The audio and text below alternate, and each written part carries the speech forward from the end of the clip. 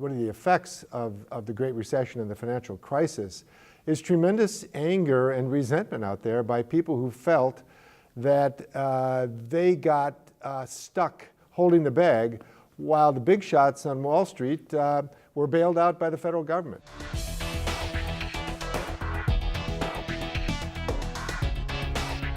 I'm Ruth Ezel. A decade ago, millions of Americans began losing their homes to foreclosure after watching their mortgage payments soar due to the terms of their subprime loans. The 9 Networks initiative, Facing the Mortgage Crisis, guided viewers to trusted resources so they could renegotiate those loans and stay in their homes. Today, while some St. Louis area communities have fully recovered from that period, others continue to face challenges, especially those in predominantly African American communities. Todd Swanstrom is the Des Lee Professor of Community Collaboration and Public Policy Administration at the University of Missouri, St. Louis.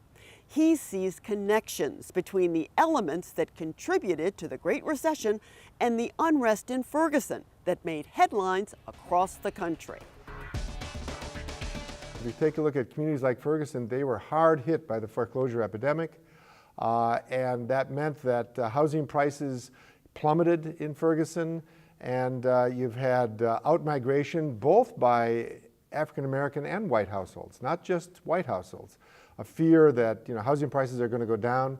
That was not true in other communities in, let's say, West County or the Central Corridor, places like Kirkwood or Webster. No, they didn't experience that kind of plummeting housing prices that didn't recover. Ferguson has not recovered as well as other communities, and that's across the board in the United States, right? These marginalized communities, often heavily African American, have not recovered from the Great Recession, and it's had all these kind of collateral damage, right, from the foreclosure epidemic, including the fiscal crisis of local governments that I think is behind the policing practices in Ferguson.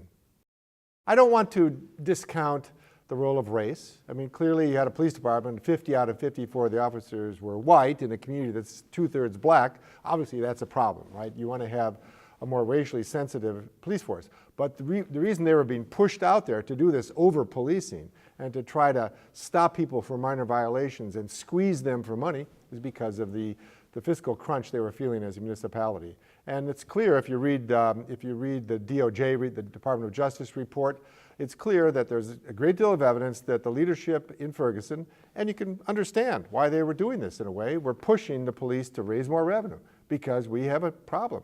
We're using up our surplus, we can't balance the budget, so what do? And it gets played out in a racially biased manner, but the impetus behind it, I think, is this socioeconomic crisis, occasioned by the foreclosure epidemic.